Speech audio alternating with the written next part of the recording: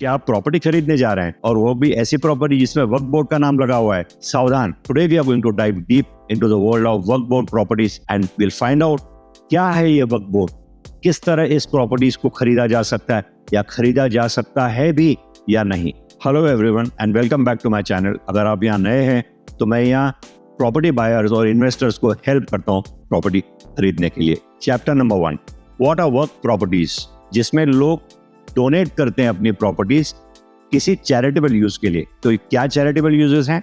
जैसे मॉस्क यानी मस्जिद, पूजा का स्थल, ऑर्फनेजेस यानी अनाथालय, स्कूल्स जहाँ एजुकेशन हो सकता है, हॉस्पिटल्स जहाँ लोगों को ट्रीट किया जा सकता है। 1913 में ये वक्फ का निर्माण किया था, कॉन्स्टिट्यूट किया था अंडर ब्रिटिश रूल, और इसको द मुसलमान वक्फ एक्ट 1923 के तहत क्लियर किया गया था।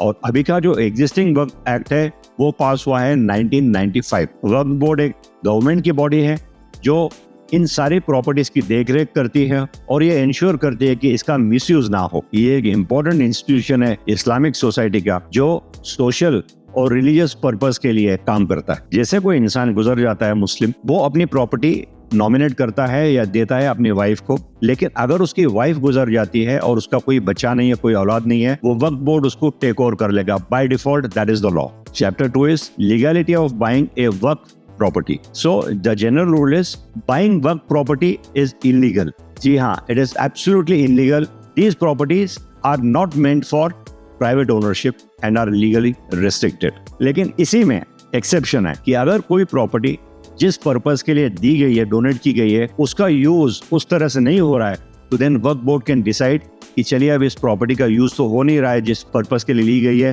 तो हम इसको बेच सकते हैं। अगर आपने ड्यू डिलिजेंस ठीक से नहीं किया और प्रॉपर्टी ऐसे ही खरीद कर ली तो आपके ऊपर बहुत सारे चार्जेस लग सकते हैं, आपकी प्रॉपर्टी भी सीज की जा सकती है, आपके ऊपर क्रिमिनल प्रोसीडिंग्स भी किए जा सकते हैं। Chapter 3, due diligence before buying property.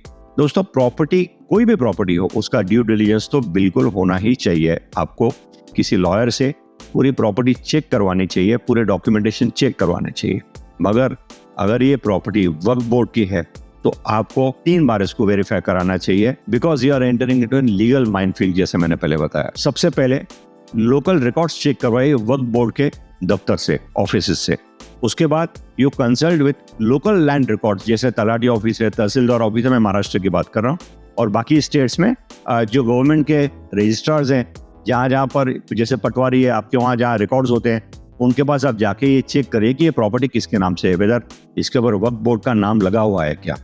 And after that, very important, आपको लीगल रिकोर्स लेना चाहिए। क्वालिफाइड रियल एस्टेट लॉयर के पास आपको जाना चाहिए जो ये सारी प्रॉपर्टीज के डॉक्यूमेंटेशन चेक कर सकते हैं।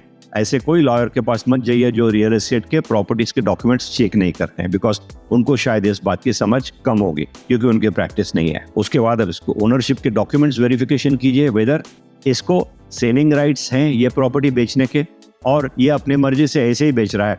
लुक फॉर एनी रेस्ट्रिक्शंस, आपको इस पर्टिकुलर यूज के लिए ये प्रॉपर्टी बेची जा रही है ऐसा तो नहीं है उसके ऊपर, और इस पे एनकम्बरेंसेस यानी कोई और लिटिगेशंस तो नहीं है और कोई इसके ऊपर कब्जे तो नहीं है, ये आपको वेरीफाई करना बहुत ज़रूरी है। और उसके बाद इंटेंशन ऑफ सेलर।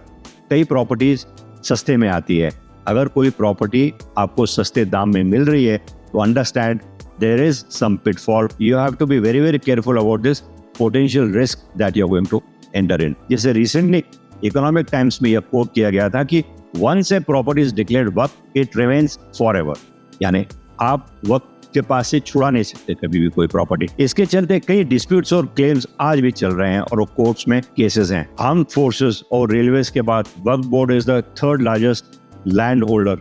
92,000 एकर्स की लैंड होल्ड करता है वक्फ बोर्ड इंडिया में।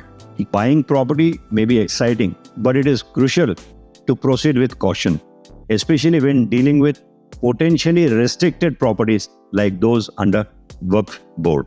ऐसी प्रॉपर्टी खरीदने में अगर आपको कोई भी डाउट है, संदेह है, प्रोफेशनल एडवाइस लेने में बिल्कुल मत झिझकिए। Remember, it is always better to be safe than sorry. Thank you for watching. Don't forget to like, subscribe for future videos. See you in the next video.